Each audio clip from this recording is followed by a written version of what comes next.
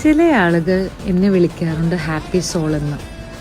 അത് 24/7 ഞാൻ ഹാപ്പി ആയിരിക്കുന്നത് കൊണ്ടല്ല. എൻ്റെ വെരി ഏർലി 40s ഞാൻ തിരിച്ചറിഞ്ഞത് ഇനിയെങ്കിലും ഞാൻ എനിക്ക് വേണ്ടി ജീവിക്കണം.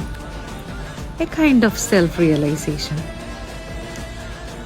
The moment I realized, I stopped impressing people because life is not always about proving ourselves to others. At the end of the day, real happiness comes from inner peace, self-respect, and being comfortable with who we truly are. People always have opinions. പക്ഷേ നമ്മുടെ സമാധാനം അതിനേക്കാളൊക്കെ മേലെയാണ്. Sir പറയാം, ഞാൻ പറഞ്ഞതൊക്കെ ശരിയല്ലേ?